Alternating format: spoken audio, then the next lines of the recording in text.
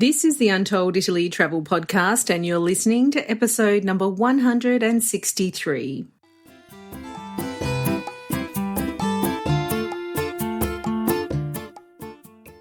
Ciao a tutti and benvenuti to Untold Italy, the travel podcast where you go to the towns and villages, mountains and lakes, hills and coastlines of Bella Italia. Each week, your host, Katy Clarke, takes you on a journey in search of magical landscapes, history, culture, wine, gelato, and of course, a whole lot of pasta. If you're dreaming of Italy and planning future adventures there, you've come to the right place.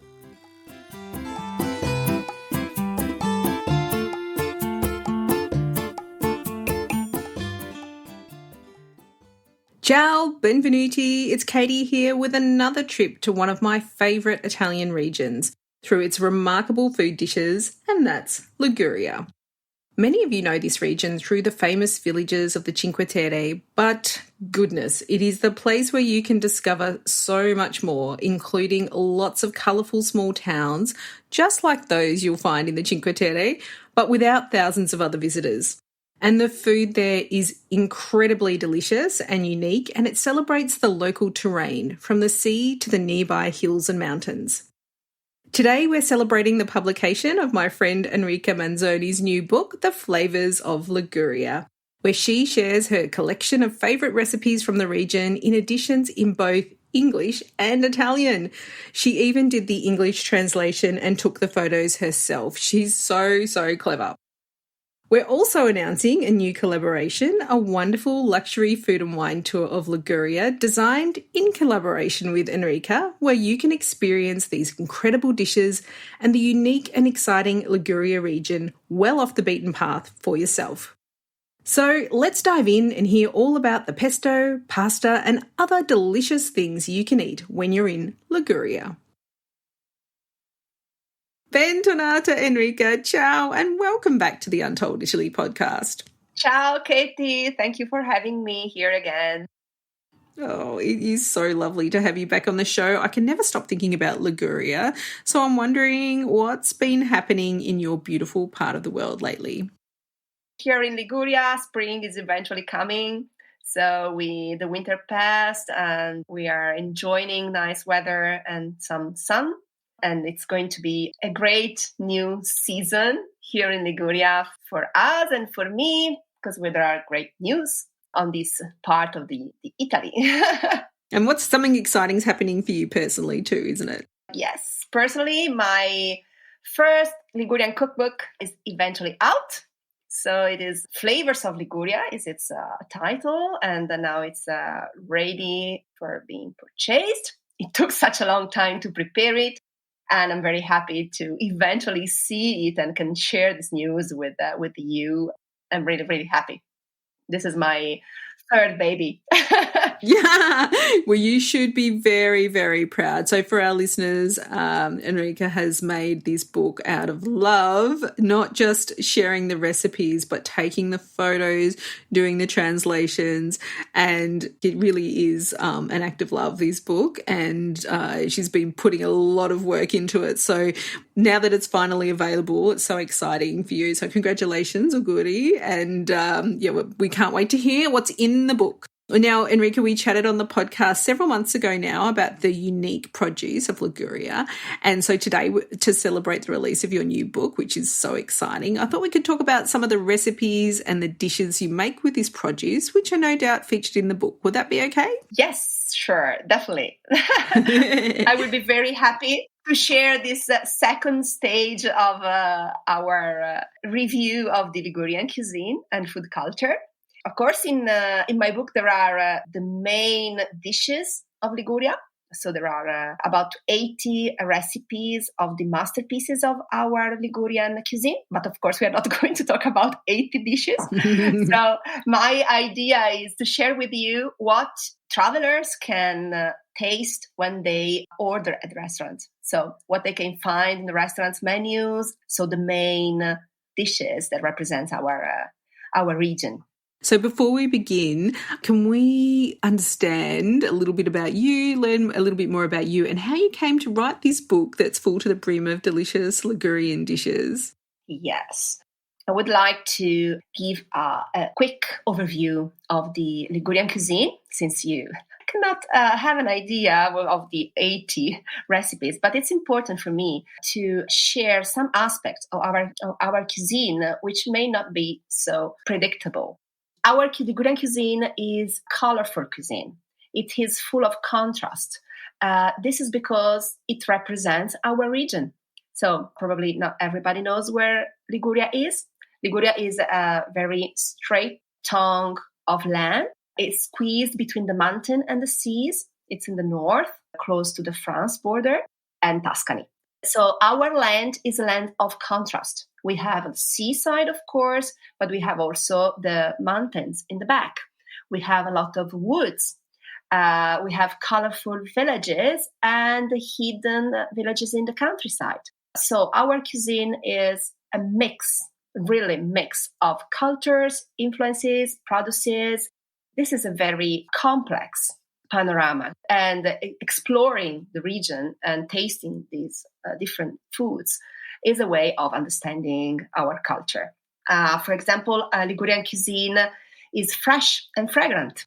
This is thanks to the aromatic herbs, because we put aromatic herbs everywhere. Basil, of course, for making the most known pesto, we will talk later on, but also marjoram, sage, rosemary, thyme. So herbs are everywhere in our cuisine. And in the past, they have ennobled the humblest dishes for centuries. So that was the way of giving flavor to very poor dishes. Ligurian cuisine is green. There are lots of vegetables. And it is light. Because, for example, the main source of fat is extra virgin olive oil. So it's a healthy cuisine. There are very few butter in our dishes. And this is a green cuisine based on vegetables. And it is not so much based on seafood, as probably people can think about, considering that this is a coastal region. But seafood is not traditionally so common. The Ligurian Sea is not that catchy. So it's a deep sea, it's stormy. So traditionally, fish was not a main source of proteins.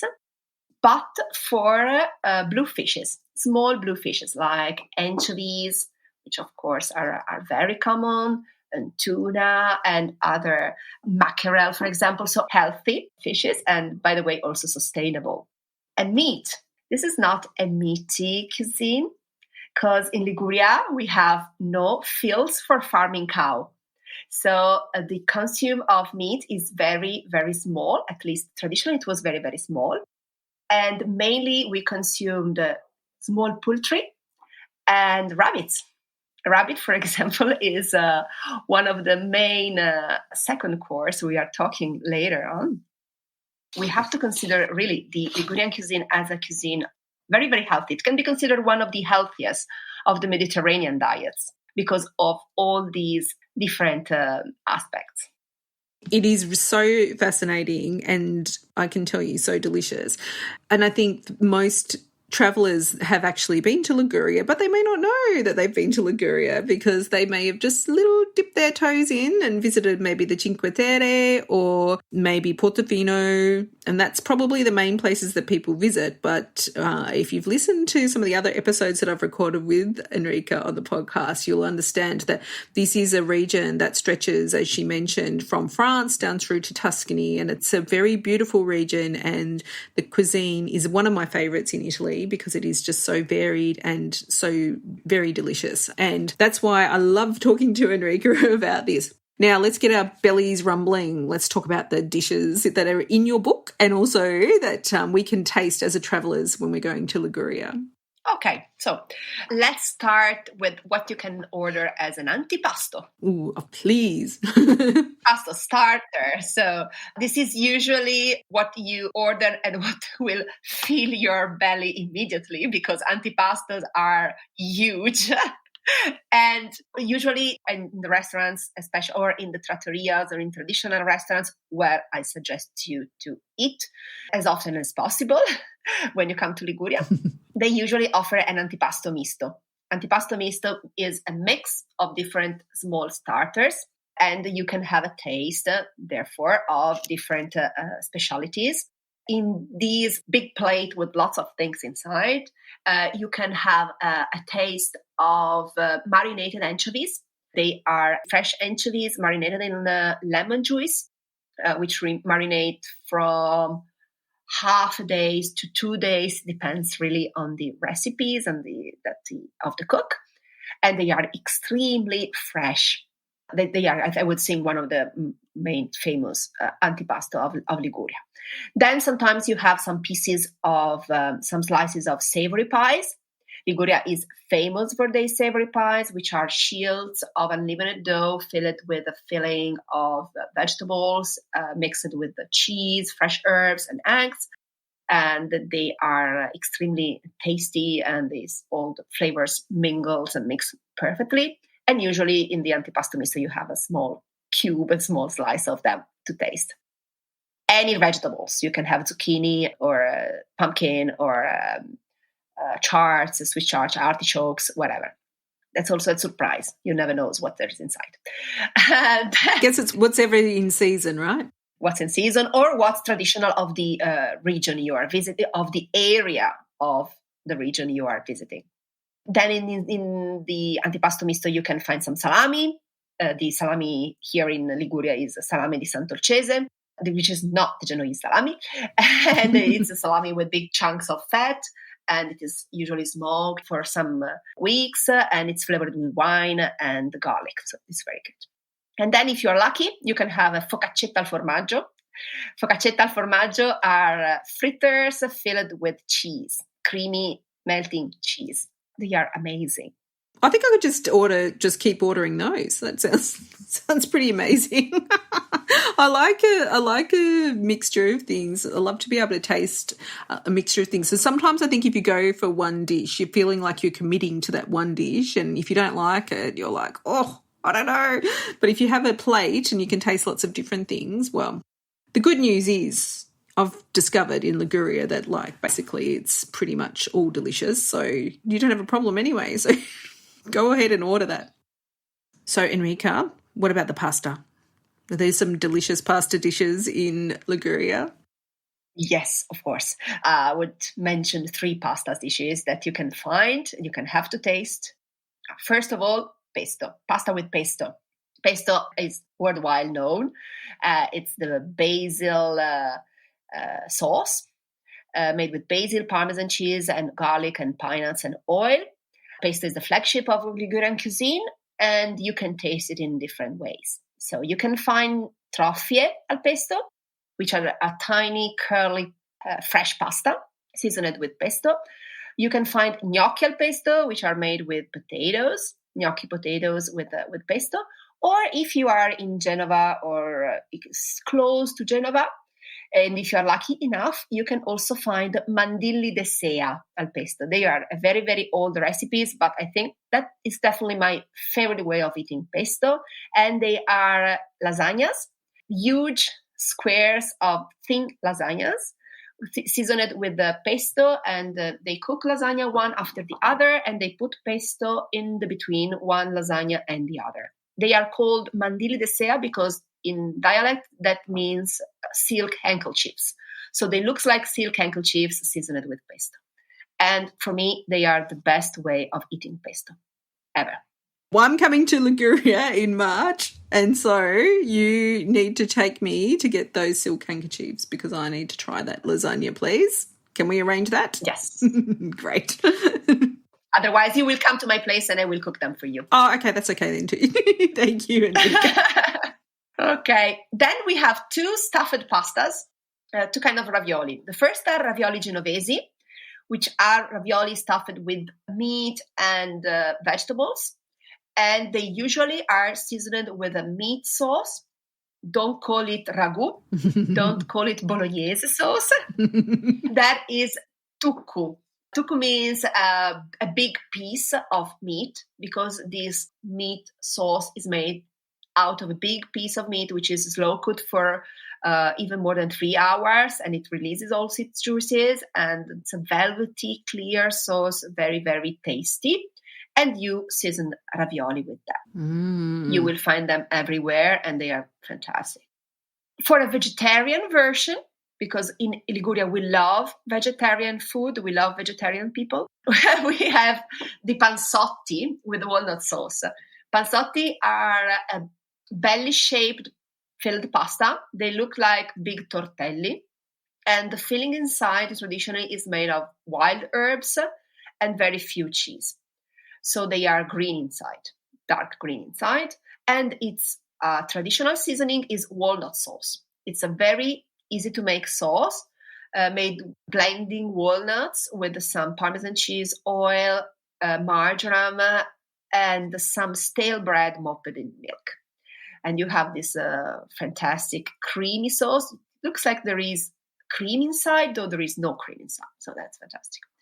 Pansoti with walnut sauce. It's something that you can find in the countryside rather than on the sea coast, because it's very rustic and peasant recipe. But if you see it, we should order it. Is that what you're saying? It sounds like if you see it on the menu, always order it. Yes, you consider that if you find a nice osteria or trattoria, you can also ask for a mix primi. So you can ask to have a half a portion of one and half a portion of the other, so you can taste the different dishes. Usually they do that. Mind blown. I didn't know you could do that. Well, how would you actually ask that in Italian? I think we all need to know. I had no idea you could do that. Posso avere un assaggio di entrambi? Don't be shy. Ask for un assaggio, a tasting. Amazing. So after the primi, the first course, we can move to the main courses. As I said, Ligurian cuisine is not so meaty. So I would like to give you some ideas of different main course you can have on different bases. So if you want to order meat, you love meat, if you find in the menu, go for rabbit. Rabbit Ligurian style, coniglio alla ligure. It's the rabbit stewed with olives. Our olives are Tajasca olives, which are very, very tasty, and lots of pine nuts and lot of aromatic herbs. Everything poured in white wine. The white wine or red wine, it really depends on the region. So if you go in the west, it's red wine. If you go in the east, it's white wine. So it really depends, but you can find rabbit everywhere. And this is something very iconic. So go for that rather than with other meat dishes. Then, if you have to order a seafood dish, any menu in any restaurant, you find capomagro. Capomagro is a traditional seafood salad. It's really the seafood salad that we prepare for celebrations, for Christmas, for New Eve, because this is a sumptuous salad made of layers of vegetables and white fish. And in between one layer and the other, there is a green sauce made of parsley. This is amazing. Usually there are also prawns and oysters and mussels, everything to decorate and make this salad even more sumptuous and majestic. You can find it also as an antipasto. Usually sometimes they offer it as a starter. Nothing prevents you to order it as a main course because it's a big salad. That is my dream. That's the sort of thing that I really love. And that's in our family, that's how we celebrate everything, is really with seafood. So I'm going to need to get your book to get this recipe with a parsley sauce. Amazing. Amazing. Yes, it's delicious. And there is, of course, the recipe in my book. Then main course made of vegetables. Because here in Liguria, we are famous for stuffing vegetables, for using vegetables as a main ingredients for healthy but at the same time hearty dishes. You can order polpettone. Polpettone is a tart made of green beans and potatoes. It's a casserole. Smashed green beans and potatoes and Parmesan cheese and herbs, everything mixed together and cooked in the oven. It's very, very good. Or otherwise, we stuff vegetables. So we have stuffed vegetables, which are shields made of the vegetables with a stuffing inside made of vegetables as well, mixed with some potatoes, some herbs and cheese, and then everything baked in the oven. They are fantastic. They have this mix of flavors and they are so light and tasty. So this is a very good vegetarian main course. There are many others. I can imagine. It can sound a very creative use of lots of different ingredients. So, Enrica, is there any rice in Ligurian cuisine, or is it mainly potatoes is the main starchy ingredient? Potatoes is the main starchy ingredient, and pasta, of course, but not as an ingredient. Rice is not so common because we have no rice plantation in our region. So the rice that we use is something that we learned to use from the Muslims for the trades with North Italy. There are some recipes. For example, we have torta di riso, rice pie, which is very famous. It's a pie made of rice and cheese and eggs, which is very good. Few recipes with rice like riso arrosto, which is rice roasted like, kind of arroz seco, the Spanish one. And we have some risottos with octopus, for example. But rice is not so common in our cuisine. Yeah, I was just wondering because obviously as you go north, like in Lombardy is not so far from you, that they have quite a few rice dishes there. So that's interesting. And obviously the terrain is going to define what's available. And, if I thought about it a little bit harder, I would have realised that the terrain wasn't very good for rice. But anyway. We have no plains for rice. And then what to say? So we have arrived almost at the end of this huge banquet.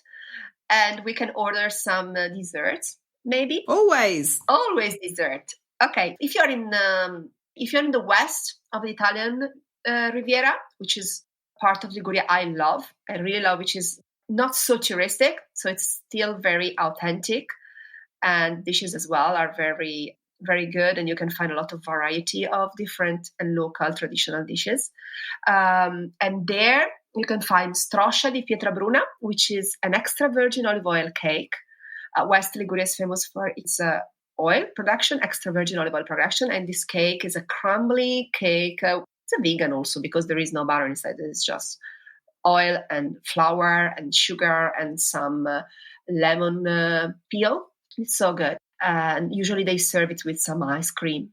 Otherwise, you can ask for some cookies. Local cookies like canestrelli, which has a flower shape with a hole inside. They are shortbread cookies, very traditional of the backcountry of Genoa, but they produce it everywhere.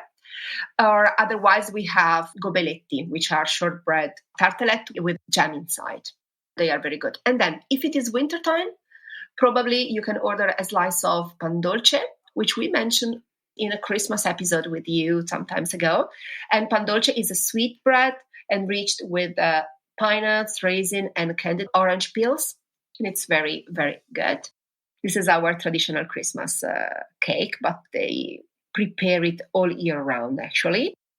Or if it is winter, castagnaccio also. Castagnaccio is a tart made with chestnut flour and pine nuts and raisin. It's like a big pancake made with chestnut flour. It's very common, especially in the countryside where there are lots of chestnut trees. So it's very common there. Amazing. And that's it. And then we have an amaro. We need to digest everything with a coffee and with an amaro, of course, which is a bitter liquor to help digesting all this wonderful meal. And is that made from the local herbs as well? There are many amaro makers here in Liguria, and now they tend to use local herbs for flavoring it. So always ask for a local amaro. That would be the best way to seal this meal. Amazing. Oh, look, I can't wait to get back to Liguria because it's just so good. And when I'm listening to you talk about the cuisine, and it sounds like it would be very suitable, not only for vegetarians, but it's probably not as difficult to cater for vegans. Would I be right? Or if you're vegan, you could eat quite easily at a restaurant? Well, if you are vegan, you can have options at the restaurants. You can ask, for example, for a minestrone, which is our vegetable soup, which is very, very dense. Lots of vegetables, slow cooked for a very long time, and flavored with some pesto. But you can skip the pesto because sometimes there is parmesan in pesto. But there are legumes inside, so that's a very complete dish for vegan. There is farinata. Farinata is our traditional chickpea tart, and it's made just with the chickpea flour, water, and salt. So that's vegan as well, and you can have it as a main course or as a starter. And all the salads made with bread and tomatoes, we call it condigiun. It's kind of panzanella, but it is our traditional local tomato salad, and this is full of vegetables and there is bread inside. So you season it with lots of oil. So that's another good vegan option. So you can always find vegan food in the restaurant because it's pretty vegetarian cuisine. And that's actually, compared with some of the other regions, it's quite unusual actually. So, I think if you are really vegetarian, like I'm not vegetarian, I eat meat and seafood, but I do love eating a lot of vegetable dishes. And I think it's one of the reasons why I really love Ligurian cuisine, because some things that you just don't expect, all these delicious herbs and flavours that come from herbs that are just growing wild. And one thing I learned from Enrica in an earlier episode was that the basil that's used in pesto is very different from probably the ones that we get at home, which is why it tastes so delicious when you're there. And it's very difficult to get that basil abroad. So definitely make sure you explore the pesto while you're in Liguria, because it is so, so delicious. You can find the seeds and try to plant them in your country, because the variety is different, really. The seeds variety are different. But what makes our basil incredible is, of course, the soil and the sea breeze, because it's harvested on the seaside, mostly on the hills facing the seaside. So, of course, the climate really affects the taste. Enrica, I've got a sneaky plan for these listeners of ours that may only be going to the Cinque Terre. Shame on them. They need to go a little bit further. But if they can only go to the Cinque Terre on this trip and they must try some of this cuisine, are there any places that you would recommend in the villages for them to try true traditional Ligurian cuisine? Good question. Because in Cinque Terre, it's difficult to find a restaurant that really makes real traditional cuisine. Though there are a couple that I feel really safe to suggest to you and to your listeners. One is Gianni Franzi in Vernazza. And the restaurant is fantastic because it's in the main square of Vernazza in front of the sea. And it's one of the oldest restaurants in Cinque Terre. So they keep on going and making the traditional cuisine since decades. So they are an institution. Otherwise, there is another charming, fantastic place I've been visiting years ago. And its name is quite difficult to say. It's Italyturismo Corniglia SP4488. Okay, this is a weird name because Italyturismo means a restaurant that cook the very same fish that they have caught with their fish boat. So the fish that you eat is the catch of the day. And the name is difficult because SP4488 is the registered name of their vessel. But this place is a fantastic place in Corniglia. Corniglia is one of the villages which is not on the seaside. It's the only one on the mountainside. And this place is an open restaurant facing Corniglia and the sea on the hills. So you have a wonderful view of the seas, silence, olive trees everywhere, and the sky and the sea and that's it. And the freshest fish ever. So it's really a paradise, especially if you go there not in the touristic season.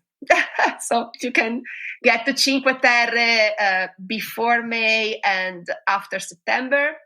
That is really paradise. Well, Enrica, I'm very hungry now, even though I have already eaten a bowl of pesto pasta today. So So do you want to give us a summary of all those dishes and let us know, all of our listeners know, how they can stay in touch with you and how they can do one of your amazing cooking classes and also definitely buy your new book? Thank you for asking. Okay. You can, your listeners can order and buy my book. If they are in the US, they will find it on Amazon. And if they are in Europe, they can find them on my website, of course, and there is a book page. And then also, if they want to have a food experience here in Genova, they can get in touch with me through my website, which is asmallkitcheningenoa.com, where they can find my cooking classes and the food tours and travel consultancies to organize food travel here in Liguria. Amazing. And the name of the book is Flavors of Liguria, right? Liguria in Cucina, Flavors of Liguria. It is in Italian and in English. So if someone wants to practice their Italian, they have the translation into Italian as well of the recipes. Oh, you're so clever. I love it. Italian and English. She's taken most of the photos and she's done the recipes and amazing. Thank you for joining us. So I wait for you here. I am coming, as you know, very soon, and I'm going to give you a big hug and we're going to take a photo with us and the book. And so everyone can see this magnificent work of art that you've done. So auguri, congratulations. And yeah, I think everyone should go out and definitely try some of these recipes because it's so delicious. I've got that seafood one bookmarked myself. Thank you, Katy. Ciao. Ciao. Listeners, everyone I know wishes they had spent more time in Liguria, and I'm certainly one of them. That's why I'm going to Genoa to explore and meet Enrica in person for the first time in a few weeks and taste my way around her beautiful city. I'm so excited to congratulate her personally on the incredible achievement of publishing her book of recipes and photos in English and Italian. It's truly something to celebrate because book publication is already difficult enough. But for a woman to do this in Italy in both languages truly speaks to Enrica's dedication, passion and focus. I'm so inspired by her and absolutely thrilled that she's helped us create our Untold Italy food and wine tour of Liguria. The first trip is departing this October and there are only 10 spots available. Of course, you will meet Enrica and she'll show you how to cook some of the region's famous dishes, but only after you've discovered the local production of basil, the intense and beautiful relationship with olive oil, and the hidden colourful towns that everyone misses when they focus on the Cinque Terre. You'll find links to Enrica's website where you can purchase her book, The Flavours of Liguria, plus all the details of our food and wine tour of Liguria in the episode show notes at untolditaly.com/163 for episode 163. Grazie mille. Thank you so much for your ongoing support of Untold Italy. We truly appreciate all of you, our listeners, joining us from around the world. We'd love it if you help spread the word so we can reach more Italy-loving travellers just like you. And the best way you can do this is by leaving us a 5-star rating or review on your favourite podcast app, or forwarding this episode on to a friend who also loves colourful towns, delightful local customs, and the magic of regional Italy. That's all for today. Next week, we're going to be practicing our travel Italian. But until then, it's ciao for now. The Untold Italy podcast is an independent production. Podcast editing, audio production and website development by Mark Hatter, production assistance and content writing by the other Katy Clarke. Yes, there are 2 of us. For more information about Untold Italy, please visit untolditaly.com.